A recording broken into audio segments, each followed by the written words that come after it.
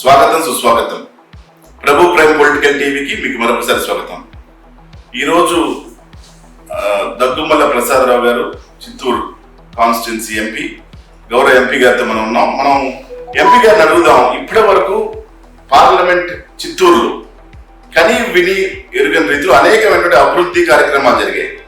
ఎటువంటి అభివృద్ధి కార్యక్రమాలు జరిగాయి, ఇప్పటి వరకు ఎటువంటి కార్యక్రమాలు ఆ ప్రజలు చూస్తా ఉన్నారు, ఈ విషయాలపైన దగ్గుమల్ల ప్రసాదరావు గారితో మాట్లాడతాం. సార్ ప్రసాదరావు గారు, first of all we congratulate you on your birthday. That one important occasion which we are. మీరు ఇదివరకు ఆల్రెడీ రకరకాలుగా పనిచేశారు. ఐఆర్ఎస్ ఆఫీసర్ గా పనిచేశారు, ఇన్కమ్ ట్యాక్స్ కమిషనర్ గా పనిచేశారు, ఆ తర్వాత ఒక బిజినెస్ మ్యాన్ కూడా పనిచేశారు. ఎంతో అనుభవం గడించారు. అక్కడ రాజకీయాలు పూర్తిగా కొత్త మీకు, కానీ ప్రజల యొక్క బాధలు, ప్రజల యొక్క ఇబ్బందులు మీకు తెలుసు.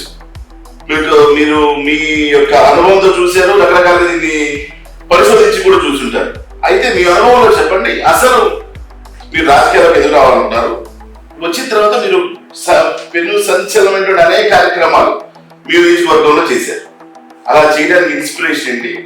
ఏమేమి కార్యక్రమాలు, కొన్ని కార్యక్రమాలు మాకు తెలిసి ఏమేమి కార్యక్రమాలు మీరు చేశారు, కొన్ని మీ నోటి నుంచి చెప్తే ప్రజలకు తెలుస్తుంది. ఇంకా ఇలాంటివి అనేక మందికి మార్గదర్శకంగా మారే అవకాశం. నమస్కారం అండి. నేను రావడానికి ఇన్స్పిరేషన్ ఇదంతా మేము ఎలక్షన్ టైంలో చెప్పాం. అయినా కూడా డాక్టర్ బిఆర్ అంబేద్కర్ గైడెన్స్, ఆయన పుస్తకాలు చదువుకొని మేము ఏవైతే చదువుకున్నామో, మేము ఏవైతే ఆన్ చేసామో, సమాజంలో పంచుతున్నాము, నాలెడ్జ్ పంచుతున్నాము, ఆయన గైడెన్స్ వచ్చాము. తర్వాత నారా చంద్రబాబు నాయుడు గారు ఆంధ్రప్రదేశ్ సీఎం ప్రెసిడెంట్లీ, ఆయన కూడా ఆయన పడుతున్న కష్టం, ఆయన పడుతున్న సిస్టమేటిక్ వర్క్ చూసి సో ఇట్లా పనిచేస్తే బాగుంటుంది, ప్రజలకు రీచ్ అవుతుంది. గౌరవ ముఖ్యమంత్రి నారా చంద్రబాబు నాయుడు గారి యొక్క అనేక కార్యక్రమాలు, ఆయన విజన్, ఆయన స్టేట్స్మెన్షిప్, ఆయన లీడర్షిప్, విజన్ 2020 అన్నీ అప్పుడు బాగా సక్సెస్ఫుల్గా చేశారు. ఇన్ఫర్మేషన్ టెక్నాలజీ రావడానికి, టెక్నాలజీ అన్ని రంగాల్లో వాడుకోవడానికి ఆయన చేసిన కృషి చూసి ప్రజలకు ఉపయోగపడుతుంది. వచ్చిన తర్వాత ఏమేమి కార్యక్రమాలు చేస్తాం అనేది చూస్తున్నాం. ఎలక్ట్ అవటం కాకుండా ఎలక్ట్ అయిన తర్వాత మనం ప్రయోజనమైన పని ఏదైనా చేస్తామంటే మేము బేసిక్గా అన్ఎంప్లాయ్మెంట్, నిరుద్యోగం మీద కాన్సన్ట్రేట్ చేస్తున్నాం. ఉద్యోగ కల్పన ఎలా చేయాలి, ఒక దానిలో గవర్నమెంట్లో తక్కువ పర్సంటేజ్ ఉంటుంది కాబట్టి ప్రైవేట్ సెక్టర్లో ఎట్లా కల్పించాలంటే ఎంఎస్ఎంఈ ఇండస్ట్రీ పెట్టుకుని ప్రతి విద్యార్థి ఆయన ఒక ఇండస్ట్రీ పెట్టి 5 ఎంప్లాయ్మెంట్ ఇచ్చే విధంగా ప్లాన్ చేస్తాం. మేము ఏంటంటే మీరు వచ్చే ఒక సంవత్సరం కూడా పూర్తిగా ఒక సంవత్సరం అవుతుంది ఆల్మోస్ట్, కానీ 1000 పై ఉద్యోగాలు చూడాలి మీరు చాలా మందికి చేసాము. అది అప్లోడ్ చేస్తున్నాము, వాళ్ళకి ఫైనాన్స్ ఇప్పిస్తున్నాము, వాళ్ళంతా కల్పిస్తారు. ప్రతి ఇంటికి ఒక ఎంటర్ప్రైనర్షిప్ అనేది చంద్రబాబు నాయుడు గారి స్లోగన్. ప్రతి ఇంటికి కాకపోయినా ప్రతి ఊరికి ఒక 10 మంది ఎంటర్ప్రైనర్స్ తయారు చేసే ఉద్దేశం.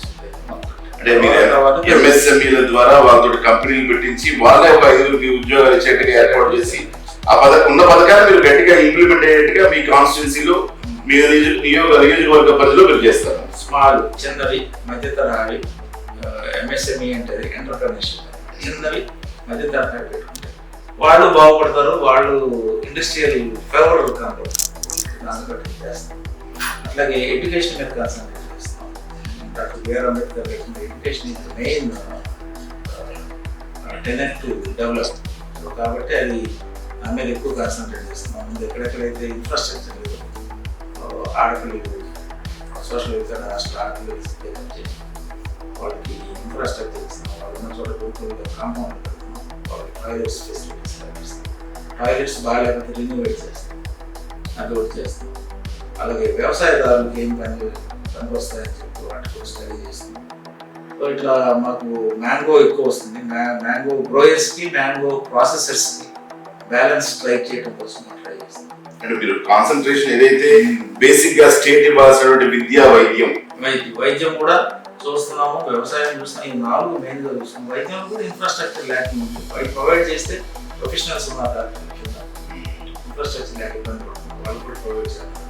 అంటే మీరు విద్యను ఎంతో కాన్సన్ట్రేట్ చేసి ముఖ్యంగా మహిళలు ఇబ్బంది లేకుండా వాళ్ళకి ప్రాజెక్ట్స్ కానీ పిల్లలు ఆడపిల్లలు ఒకవేళ వాళ్ళు స్కూల్కి వచ్చినప్పుడు ఎటువంటి ఇబ్బందులు పడకుండా డన్ లాట్ 1 year లో మీరు ఎంతో మార్గదర్శకంగా అనేక మందికి 7 months చేయగలిగాం. ఇంకా ముందు ముందు మంచి మార్పులు వస్తాయని అనుకుంటున్నాం. సెంట్రల్ గవర్నమెంట్ మినిస్టర్స్ మాట్లాడుతున్నాం, ఫండింగ్ బట్టి చాలా ఇంప్రూవ్ చేస్తాం. మా కోరిక ఏంటంటే సార్ మీరు అట్లాగే వైద్యం మీద మీరు విద్య ఉపాధి అవకాశాలు ఇవన్నీ కల్పిస్తున్నారు అద్భుతంగా. అలాగే మీరు ఎప్పటికీ వైద్యం మీద కూడా ఎక్కువ కాన్సన్ట్రేట్ చేసి ప్రజలకి బాగా వైద్యం దగ్గరగా చేస్తే ఇంకా ఎక్కువ ఫలితాలు వచ్చేటువంటి అవకాశం కనిపిస్తా ఉంది. ఇన్ఫ్రాస్ట్రక్చర్ ఉన్నట్టుగా వైద్యం మీద ఇన్ఫ్రాస్ట్రక్చర్ బాగా డెవలప్ చేసి వాళ్ళకి కావాల్సినటువంటి మెలకువలు కానీ వాళ్ళకి కావాల్సిన ఇన్ఫ్రాస్ట్రక్చర్ వాళ్ళకి కావాల్సిన మెషిన్స్ టెక్నాలజీని దగ్గరికి చేస్తే వాళ్ళకి డాక్టర్స్ కూడా బాగా హెల్తీ అట్మాస్ఫియర్ క్రియేట్ చేస్తారు. మా కోరిక ఇంకోటి ఏంటంటే వైద్యులపైన దాడులు మీరు చూస్తూ ఉన్నారు. వైలెన్స్ సెంట్రల్ వైలెన్స్ యాక్ట్ మేము ప్రభుత్వాలు ఎప్పటి నుంచి అడుగుతున్నాం.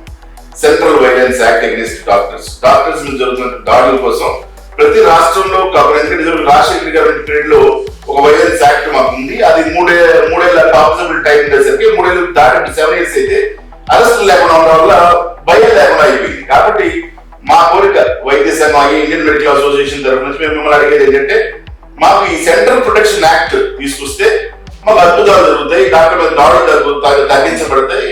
ప్రజలు వాడుకున్న టెంపర్మెంట్స్ ని ఇప్పుడు సెన్సిటివ్ సబ్జెక్ట్ ప్రైవేట్ హాస్పిటల్లోనూ నార్మల్ గా గవర్నమెంట్ హాస్పిటల్లో జరగడం అనేది ప్రైవేట్ హాస్పిటల్లో జరుగుతుంది. ప్రైవేట్ హాస్పిటల్లో ఒక పేషెంట్ అడ్మిట్ చేసిన తర్వాత అది గ్రేవ్ డిసీజ్ తో వచ్చారా లేకపోతే ప్రాణాపాయ స్థితిలో వచ్చారా వాళ్ళకి తెలియదు. వాళ్ళ టెన్షన్ అంతా మా బంధువు బతికాడా లేకపోతే మా సిస్టర్ మా వైఫ్ తల్లి తండ్రి బతుకుతున్నాడా చనిపోయాడా, చనిపోతే ఈ డాక్టర్సే కారణం వీళ్ళ లేట్ వల్లనే కారణం అనేది కోపమైన ఉద్రేకం వస్తుంది.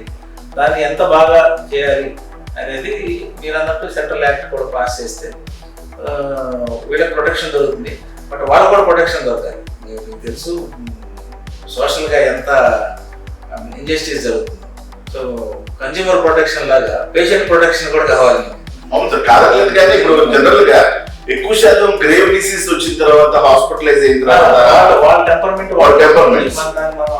సాల్వ్ చేసినది చూస్తాం. బట్ ఎనీవే మీరు చెప్పిన సెంట్రల్ స్కీమ్ ప్రొటెక్షన్ పాస్ చేయడానికి మేము thank you sir, thank you very much ఈ విషయం మీద. అట్లాగే మేము అడిగేది ఏంటంటే సార్ ఈ రోజు వైద్య వ్యవస్థకి సింగిల్ డిజిట్ బడ్జెట్ సార్ 1.5% 140 కోట్ల మందికి ఉన్న బడ్జెట్ అంటే చాలా తక్కువ బడ్జెట్ కేంద్ర ప్రభుత్వం కేటాయిస్తుంది, అది మీకు తెలుసు. ఇది సింగిల్ బడ్జెట్ నుంచి డబుల్ బడ్జెట్ లో కనుక లేదా సింగిల్ డిజిట్ నుంచి సింగిల్ డిజిట్ 1.5% కాకుండా కనీసం ఒక 5% 4% అలా కేటాయిస్తే లేదా డబుల్ డిజిట్ లో తీసుకురాగలిగితే వైద్యాన్ని ప్రజలకి బాగా అందించవచ్చని ఇండియన్ మెడికల్ అసోసియేషన్ ఎప్పటి నుంచి అభిప్రాయపడుతుంది. మీరు అన్నదాంలో వైద్య విద్య వేరు, హాస్పిటల్స్ స్ట్రెంగ్తన్ చేయడం వేరు. వైద్య విద్యకి మెడికల్ ఫండింగ్ ఉండదు. వైద్య విద్యకి డిపార్ట్మెంట్ ఆఫ్ మెడికల్ ఎడ్యుకేషన్లో ప్రమాణంగా మెడికల్ కాలేజ్ వస్తుంది, అందరికీ ఫెసిలిటీస్ వస్తుంది. మనం చూస్తున్నాం ఇప్పుడు ఆంధ్రాలో కూడా అన్ని మెడికల్ కాలేజ్ వస్తుంది, ఫుల్లీ ఎక్విప్డ్. వాళ్ళు హాస్పిటల్ కట్టుకునే బాధ్యత వాళ్ళది కాబట్టి హాస్పిటల్స్ కట్టుకోగలుగుతున్నారు. పేషెంట్లు లేకపోతే గవర్నమెంట్ హాస్పిటల్స్తో టైఅప్ అవుతున్నారు. లైక్ మా చిత్తూరులో Apollo hospital government hospital tie up అవుతుంది. దానివల్ల ఏంటంటే వాళ్ళకున్న టెక్నాలజీలో వాడతారు. ఈ గవర్నమెంట్ హాస్పిటల్ వచ్చే పేషెంట్ని వాళ్ళు మెడికల్ కాలేజ్కి వాడుకుంటారు. సో ఇట్లా కూడా జరుగుతుంది. కాబట్టి మెడికల్ ఫెసిలిటీస్కి బడ్జెట్ తక్కువ ఉన్నమాట వాస్తవం. అది హెల్త్ మినిస్టర్ గారితో డిస్కస్ చేసి ఇన్ఫ్రాస్ట్రక్చర్ పర్టికులర్గా మేము గవర్నమెంట్ హాస్పిటల్స్లో మండల్ పిహెచ్సి లెవెల్లో ప్రైమరీ హెల్త్ సెంటర్స్ లెవెల్లో ఎంత బాగా చేయగలం, అది ఇప్పుడు రూరల్ ఇండియా కావాల్సింది. మీరు ఇక్కడ సిటీస్లో అర్బన్ ఏరియాస్లో కార్పొరేట్ హాస్పిటల్స్ వస్తున్నాయి, కొంతమంది సర్వీస్ చేయగలుగుతుంది, వాళ్ళ దాకా వెళ్ళలేకపోతున్నారు. వాళ్ళ దాకా వెళ్తే వాళ్ళ డబ్బులు ఫైనాన్షియల్గా పెట్టుకోలేకపోతున్నారు.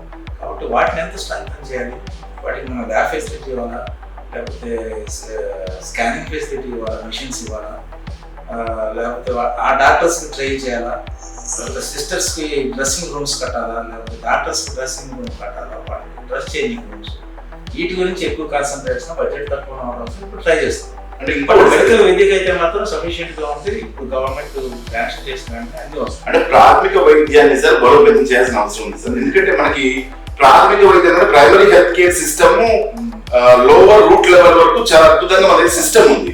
కానీ ప్రతి పిహెచ్సి చూస్తే అది పాటుపడే బంగాళా ఉన్నాయి ప్రతి ఊర్లలో కూడా. సో ఈ ప్రైమరీ హెల్త్ కేర్ సిస్టమ్ ని బలోపేతం చేయాలంటే ఎప్పుడైతే మనకి ఫండింగ్ ఉంటుందో బడ్జెట్ లో కేటాయింపు ఉంటుందో ట్రై చేస్తాం. ఇన్ఫ్రాస్ట్రక్చర్ మా మెయిన్ ఇది ఏంటంటే ఒక ల్యాబ్ వస్తే డయాబెటిక్స్ ఇప్పుడు వస్తున్నాను డయాబెటిక్స్ కానీ అనేక జబ్బులు డయాగ్నోస్ చేయడానికి. తర్వాత ఏదైనా ఎమర్జెన్సీ ఉంటే ఒక అంబులెన్స్, ఒక పిహెచ్సికి ఒక అంబులెన్స్ అంటే ఇమీడియట్ గా డిస్ట్రిక్ట్ హాస్పిటల్కి తీసుకెళ్ళడానికి, ఆయన ప్రాణం చేయడానికి. యాక్సిడెంట్స్ కేసుల్లో కూడా ఇమీడియట్ గా తీసుకెళ్ళడానికి. ఇక్కడ యాక్సిడెంట్ కేసుల్లో ప్రిలిమినరీగా ప్రైమరీగా చేయాల్సిన ఇది కూడా జరగడానికి వీల్లేదు. సో అలాగే పాము కాట్లకి యాంటీవెనమ్ ఇంజెక్షన్ పెట్టుకుంటున్నారు డాక్టర్స్ ట్రైన్ లేక, డాక్టర్ అవైలబుల్ ఉన్నారు, సిస్టర్స్ లేరు. సో వాళ్ళు మళ్ళీ డిస్ట్రిక్ట్ హాస్పిటల్కి వెళ్తుంటే ప్రాబ్లమ్స్ వస్తాయి, మధ్యలో వాళ్ళు పోతున్నారు. సో దీనికోసమని ముందు దాన్ని స్ట్రెంగ్తన్ చేద్దాం ఫండింగ్. మాకు డిస్ట్రిక్ట్ మొత్తంలో ముందు దానిగా స్ట్రెంగ్తన్ చేస్తే state primary health care centres ప్రాథమిక వైద్యం డెవలప్ అవడం. ఇంకోటి మీరు అన్నట్టు ఇందాక అపోలో మెడికల్ కాలేజ్ అంటే కొన్ని ఏరియాస్ లో కాన్సన్ట్రేషన్ చేస్తున్నటువంటి ప్లేసెస్ లో బాగుండొచ్చు. కానీ మేము చూసినటువంటి కొన్ని మెడికల్ కాలేజెస్ పరిస్థితి ఏంటంటే అరకొర ఏర్పాట్లు, అరకొర వసతులు ప్లస్ అరకొర వైద్య సిబ్బంది కూడా